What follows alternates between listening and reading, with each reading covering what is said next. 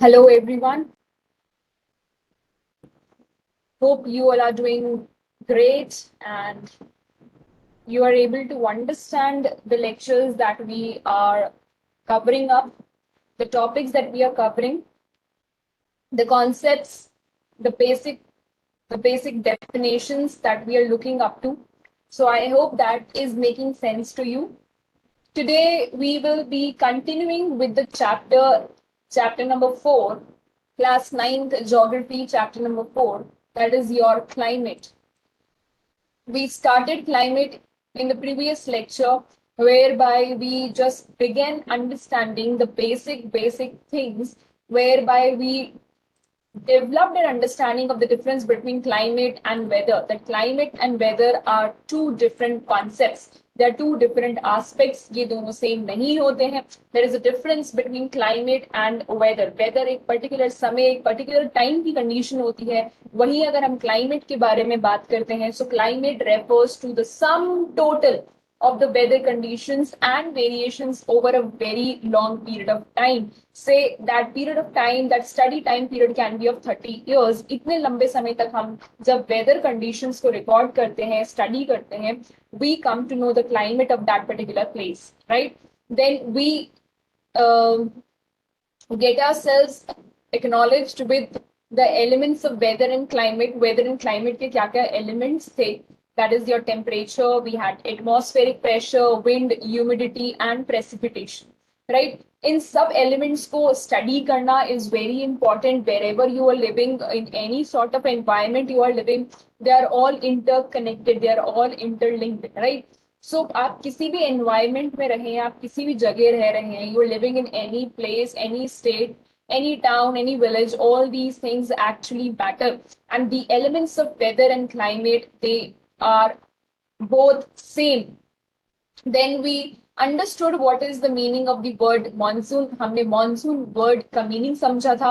कहाँ से ये word derive हुआ है? Arabic word है ये, मौसम word से निकल के आया है. Arabs का contribution रहा है ये, right? And what is the definition of the monsoon? Simply आपसे 1 markers में definition पूछी जा सकती है. So monsoon refers to the seasonal reversal in the wind direction during the year. After that we discussed about what type of India's climate is. India का climate किस type का है? हमने देखा था कि India's climate is monsoon type and इस तरीके का climate हमें all over the Asian continent, south and southeast parts में मिलता है. Then we moved ahead understanding the difference between the temperatures that is seen. हम एक ही place में temperatures में difference देख सकते हैं. That we notice कि जम्मू कश्मीर में टेम्परेचर वेरिएशंस कैसे आते हैं, तिरुवनंतपुरम में टेम्परेचर कितना रहता है. All this we covered very well. Then भी हमने प्रेसिपिटेशन के बारे में बात करी थी. दैट मेघालय के अंदर आप देखेंगे 400 सेंटीमीटर्स रेनफॉल होगी. वहीं अगर आप वेस्टर्न साइड जाते हैं where your राजस्थान इज, तो वहां पर अगर आप देखेंगे तो वहां रेनफॉल बहुत कम होती है, जिसका हमने रीजन भी डिस्कस करा था. And we discussed all this, right? And then we further moved that coastal areas जो होते हैं, they experience contrasting, less contrast in the temperature conditions, क्योंकि वो water body के पास में होते हैं, वहां पर moderate climatic conditions होती हैं. ठीक है. वहीं अगर आप देखते हैं तो जो सीजनल कॉन्ट्रास्ट है, जो टेम्परेचर में वेरिएशंस है, वो आपको बहुत ज्यादा इंटीरियर ऑफ द कंट्री में दिखाई देंगे.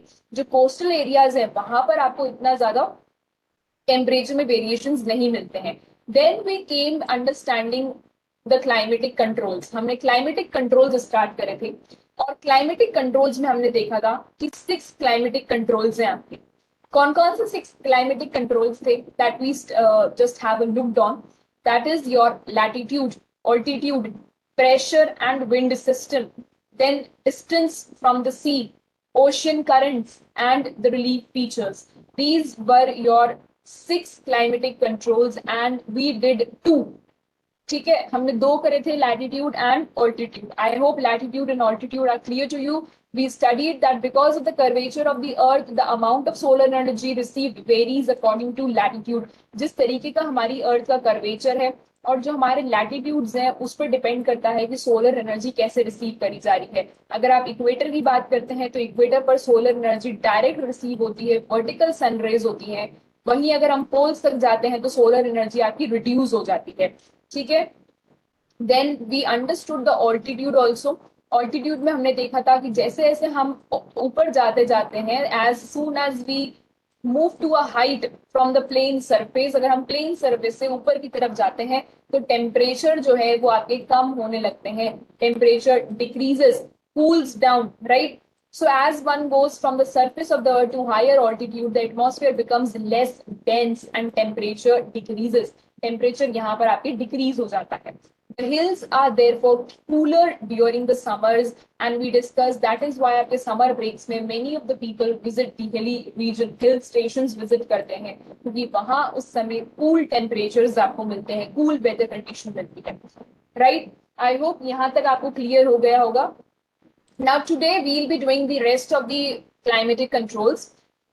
So we begin by coming up the third one, that is the pressure and the wind system. देखो, the pressure and the wind system of any area depend on the latitude and altitude of the place. तो जो आपका pressure है और wind system होता है, that actually depends on the latitude and the altitude. That means latitude plus altitude, ये दोनों factors जो हैं इसके ऊपर आपका प्रेशर सिस्टम डिपेंड करता है, ठीक है। Thus, it influences the temperature and rainfall pattern. That means कि जो आपका प्रेशर एंड विंड सिस्टम है वो बेसिकली अगर आप देखें तो ये दो चीजों को इन्फ्लुएंस करता है. कौन सी दो चीजों को इन्फ्लुएंस करेगा? फर्स्ट टेम्परेचर को, and second it will influence the rainfall pattern.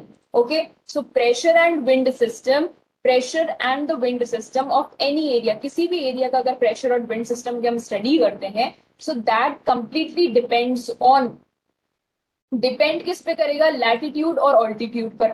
और चेंजेस आपको जो आते हैं प्रेशर एंड विंड सिस्टम की वजह से वो किस में दिखाई देते हैं? टेम्परेचर में एंड रेनफॉल के अंदर, ठीक है. सो देखो बेसिकली हमारे दो प्रेशर सिस्टम्स, आपके दो प्रेशर होता है, एक होता है हाई प्रेशर एरिया और एक होता है आपका लो प्रेशर एरिया, ठीक है. थोड़ा सा यहाँ पर हम समझने की कोशिश करते हैं हाई प्रेशर क्या होता है और लो प्रेशर एरिया क्या होता है. जैसा कि आपको पता है कि आपकी अर्थ है और अर्थ पर आपके पास में यहाँ पर लैटिट्यूड्स एंड लॉन्गिट्यूड्स होते हैं, ठीक है. So we have some of the important latitudes as we have, यहाँ पर आप देख सकते हैं this is your equator, this is your tropic of Cancer, Tropic of Capricorn, then you have your Arctic and Antarctic regions, ठीक है. ये आपके आर्कटिक एंड एंटार्क्टिक सर्कल्स होते हैं, right. In the similar manner आप एक डायग्राम और देख सकते हैं, just show you of the diagram. यहाँ देखिए दिस पर्टिकुलर डायग्राम. तो आप अगर इस डायग्राम में देखते हैं तो दिस इज योर इक्वेटर, ये आपका इक्वेटर होता है, ये आपका Tropic of Cancer, this is your tropic of Capricorn, ठीक है. So now you know that equator जो होता है यहाँ पर आपको पता है टेम्परेचर्स बहुत ज्यादा हाई होते हैं. सिंस यहाँ टेम्परेचर्स बहुत ज्यादा हाई होते हैं तो यहाँ पर प्रेशर कंडीशंस जो होंगी वो बहुत लो होंगी. दैट मीन्स इक्वेटर जो है वो एक लो प्रेशर एरिया है, ठीक है. ये आपको थोड़ा कॉन्सेप्ट यहाँ पर समझना पड़ेगा. You have to understand this particular concept right now over here only, because हम प्रेशर एंड विंड पढ़ रहे हैं, ठीक है. तो प्रेशर एंड विंड जब हम स्टडी कर रहे हैं so you should know this thing कि आपको पता है इक्वेटर जो होता है वहां पर सन रेज डायरेक्ट फॉल करती हैं, and as the sun rays are falling directly over equator, यहाँ पर टेम्परेचर कंडीशंस बहुत ज्यादा होंगी. टेम्परेचर इक्वेटर पर बहुत ज्यादा होता है. तो जब इक्वेटर पर टेम्परेचर बहुत ज्यादा होगा तो यहाँ की जो आसपास में जो भी एयर होती है वो सारी की सारी एयर क्या हो जाती है? वार्म हो जाती है. The air gets warm because यहाँ पर टेम्परेचर कैसा है? बहुत ज्यादा है. तो जब यहाँ टेम्परेचर बहुत ज्यादा है तो उसके आसपास यहाँ जितनी भी एयर है वो भी गर्म हो जाएगी, गर्म हवा हो जाएगी, ठीक है. सो नाउ व्हाट हैपेंस कि बिकॉज ऑफ दैट आप ये देखते हैं कि यहाँ एक इनवर्स रिलेशन चलता है. टेम्परेचर और प्रेशर के बीच में एक इनवर्स रिलेशनशिप होती है. दैट मीन्स अगर टेम्परेचर ज्यादा है तो प्रेशर वहां पर लो होगा, ठीक है. दैट मीन्स ये कौन सा रीजन होगा? ये लो pressure area. This is your low pressure area. अब अगर हम बात करें, यहाँ पर आप देख सकते हैं दिस इज योर पोल्स, ठीक है. सो अगर हम पोल्स की बात करते हैं तो पोल्स पे आपको पता है कि टेम्परेचर्स जो होते हैं वो बहुत ज्यादा लो होते हैं. यहाँ पर माइनस में टेम्परेचर होते हैं because these are some snow covered areas, है ना. यहाँ पूरे स्नो होती है, बहुत ज्यादा टेम्परेचर्स कम होते हैं. टेम्परेचर कम क्यों होता है? बिकॉज जो सन रेज है वो वहां तक पहुंच ही नहीं पाती है. पोल्स तक सनरेज नहीं पहुंच पाती है, दैट इज वाई आप ये देखते हैं कि टेम्परेचर्स पोल पर बहुत कम होते हैं। अब सिंस यहाँ टेम्परेचर्स बहुत कम है तो यहाँ पर प्रेशर कंडीशंस कैसी होंगी, यहाँ पर प्रेशर जो है वो बहुत ज्यादा रहेगा, ठीक है, pressure will be very very high, ठीक है। सो दैट मीन्स ये कौन सा रीजन हो गया आपका, this will be your high pressure zone, right, ये आपका हाई प्रेशर रीजन हो गया। Now there is a property of wind. अब विंड्स की एक प्रॉपर्टी होती है, सो जो विंड्स होती हैं वो बेसिकली अगर आप देखेंगे तो विंड्स की एक प्रॉपर्टी है, और वो प्रॉपर्टी ये होती है कि विंड्स जो है वो आपके high pressure region to low pressure region blow करती हैं। दैट मीन्स कि जो विंड्स का मूवमेंट होता है वो विंड्स का movement high pressure to low pressure होता है। विंड्स जो है वो आपकी high pressure area to low pressure area blow करती हैं। आई होप ये आपको कॉन्सेप्ट क्लियर हुआ होगा। हमने यहाँ पर ये स्टडी करा है दैट इक्वेटर जो है वहां पर टेम्परेचर आपके बहुत ज्यादा होते हैं। टेम्परेचर वहां ज्यादा क्यों होता है, बिकॉज यहाँ पर जो सन रेज होती है वो डायरेक्टली फॉल करती है, सन रेज यहाँ डायरेक्ट फॉल करती है, दैट इज वाई यहाँ पर टेम्परेचर ज्यादा। तो अगर टेम्परेचर ज्यादा है तो प्रेशर कम होगा, सिंस प्रेशर कम है तो दैट मीन्स ये एक लो प्रेशर एरिया बन गया, ठीक है। अब अगर हम दूसरी कंडीशन देखें पोल्स की, तो पोल्स पर आप देखते हैं कि टेम्परेचर बहुत कम होता है, बिकॉज वहां बहुत माइनस में टेम्परेचर है, सन रेज वहां तक पहुंच ही नहीं पाती है, so temperature are very very low. Because of that आप देखते हैं वहां प्रेशर बहुत ज्यादा हाई होगा, प्रेशर कंडीशंस हाई होती है, तो दैट इज वाई वो जो एक एरिया है वो पूरा आपका हाई प्रेशर एरिया बन जाता है। अब जब ये हाई प्रेशर एरिया क्रिएट हो गया है, सो नाउ जो विंड्स हैं, विंड्स की टेंडेंसी होती है, विंड्स की एक प्रॉपर्टी होती है, फीचर होता है कि विंड्स हमेशा एक high pressure region to low pressure region ही ब्लो करेंगी। सो आप ये देखते हैं कि winds high pressure to low pressure move करेंगी। अभी के लिए आप इतना समझे, आगे आपको और समझ में आएगा जब हम धीरे धीरे करेंगे। सो बेसिकली ये जो विंड्स का मूवमेंट है ये पूरा प्रेशर पर डिपेंड करता है। तो आप ये देखते हैं कि लैटिट्यूड एंड ऑल्टीट्यूड का कॉन्सेप्ट जो हमने बोला कि प्रेशर एंड विंड सिस्टम आपका लैटिट्यूड प्लस ऑल्टीट्यूड पर डिपेंड करता है। तो लैटिट्यूड तो हो गया आपके ये इक्वेटर हो गया, ट्रॉपिक ऑफ कैंसर हो गया, ट्रॉपिक ऑफ कैप्रिकॉन हो गया। और अगर ऑल्टीट्यूड की बात करें तो हाउ ऑल्टीट्यूड, बिकॉज हम जैसे जैसे ऊपर जाते हैं वैसे वैसे टेम्परेचर कंडीशंस आपकी कम होती जाती हैं, टेम्परेचर आपका लो होता जाता है। That means as soon as we move अब टू द इक्वेटर, हम इक्वेटर से आप देखिए कि हम ऑल्टीट्यूड अगर हम बढ़ाते हैं ऊपर की तरफ मूव करते जाएंगे, ठीक है, पोल्स की तरफ अगर हम जाते हैं तो वहां पर टेम्परेचर आपका कम होता जाता है। So this is your altitude factor. और लैटिट्यूड क्या हो गया, equators, Tropic of Cancer, Tropic of Capricorn, your Arctic circle, Antarctic circle, ये आपके लैटिट्यूड है। सो लैटिट्यूड एंड ऑल्टीट्यूड दोनों काम करते हैं आपके प्रेशर एंड विंड सिस्टम में। And pressure and wind system में आपने देखा कि दो तरीके के प्रेशर एरियाज होते हैं, एक हाई प्रेशर एरिया, एक लो प्रेशर एरिया। एंड विंड की प्रॉपर्टी या कैरेक्टरिस्टिक क्या होता है, दैट विंड्स जो है वो हाई प्रेशर से लो प्रेशर ही मूव करेंगे। Now come to the next, distance from the sea. हम अब नेक्स्ट क्लाइमेटिक कंट्रोल उठा रहे हैं and that is the distance from the sea. Distance from the sea, the sea exerts a moderating influence on climate. Distance from the sea increases, its moderating influence decreases. That means कि अगर आप coastal areas के पास में है तो वहां पर आपको जो टेम्परेचर कंडीशंस हैं वो मॉडरेट मिलेंगी, ठीक है। यहाँ पर अगर आप रहते हैं इस पर्टिकुलर एरिया में जहां पर आपके सी का इन्फ्लुएंस बहुत ज्यादा है, कोस्टल एरियाज के पास में आप रहते हैं तो वहां पर टेम्परेचर्स आपको मॉडरेट मिलते हैं, मॉडरेटिंग इन्फ्लुएंस, ठीक है। लेकिन जैसे जैसे आप इंटीरियर ऑफ द लैंड पे आ जाते हैं, दैट मीन्स जैसे जैसे आप सी से दूर होते जाते हैं, सी से आपका डिस्टेंस इंक्रीज होता जाता है, वैसे वैसे आप देखेंगे कि यहाँ पर टेम्परेचर कंडीशंस बहुत ज्यादा होंगी, ठीक है। दैट इज वाई आप देखते हैं कि जो आपके नदर्न स्टेट्स हैं, पंजाब, बिहार, राजस्थान वाला, उत्तर प्रदेश, एमपी, ये सारे के सारे इन्फ्लुएंस ऑफ द सी से दूर हैं, इनका सी के साथ कोई लेना देना नहीं है ना, उनके पास में वाटर बॉडीज ही नहीं है। दैट इज वाई यहाँ पर जो टेम्परेचर कंडीशंस है ये बहुत ज्यादा होती है। So distance of the sea also matters, कि आप सी से कितना दूरी पर हैं। अगर आप कोस्टल एरियाज के बिल्कुल पास में हैं तो वहां पर आपको मॉडरेट क्लाइमेट मिलता है, नॉर्मल टेम्परेचर्स मिलेंगे ना, बहुत तेज ठंड पड़ती है, बहुत तेज गर्मी नहीं पड़ती है, नॉर्मल मॉडरेट इन्फ्लुएंस रहता है। लेकिन जैसे जैसे आप सी से दूर होते जाएंगे, इंटीरियर ऑफ द कंट्री में आ जाते हैं, सी से बहुत दूर हो चुके हैं, तो वहां आपको टेम्परेचर हाई मिलेंगे। This condition is known as continentality. That means very hot during summers and very cold during winters. Okay, I hope this has made sense to you. That is distance from the sea. Now we come to the next one, that is your ocean currents. See, ocean currents की अगर बात करें तो ocean current along onshore winds affect the climate of the coastal areas.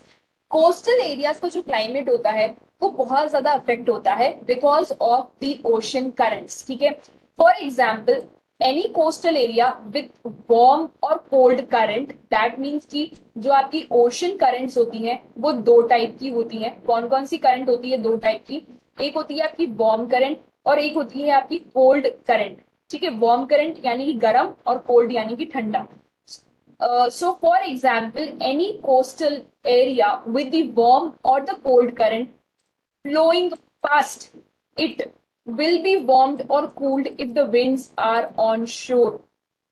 That means कि अगर कोई गर्म current ठंडी वाले अगर कोई आपकी वार्म करंट है, if warm current is moving towards a particular sea जो कि उसका पानी ठंडा है, तो ये वार्म करंट जाकर के उसके पानी को थोड़ा गर्म कर देती है. इन द सिमिलर मैनर अगर कोई कोल्ड करंट है तो वो कोल्ड करंट वार्म वाटर के पास में जाएगी और वो वार्म वाटर को थोड़ा सा कोल्ड कर देती है. This is how it works. आपको भी सिर्फ बेसिक्स पता होने चाहिए इस लेवल पे. डिटेलिंग आप हायर स्टडीज में करते हैं, हायर लेवल पे करते हैं. ठीक है, तो देखिए हमने करा ओशन करेंट्स. ओशन करेंट्स का आप यहाँ पर मूवमेंट भी देख सकते हैं. I just show you in this particular map. इस मैप में आप देखिए यहाँ पर cold current and warm current. Can you see this? The blue colours, जो ब्लू कलर्स में आपके यहाँ एरोज बन रहे हैं, these are the cold current.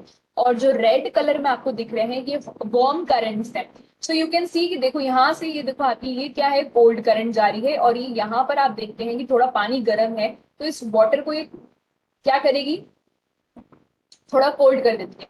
Then this is your warm current. ये वार्म करंट है. अब आपको पता है यहाँ पर देखो पानी ठंडा है तो इस वाले वाटर को ये क्या करेगी, थोड़ा सा वार्म गर्म कर देगी. ठीक है, so this is how the whole works. ये सारे के सारे ओशन करंट्स इस तरीके से काम करते हैं और ये आपकी क्लाइमेट को बहुत ज्यादा इन्फ्लुएंस करते हैं. You study all these things in detail in your senior higher classes.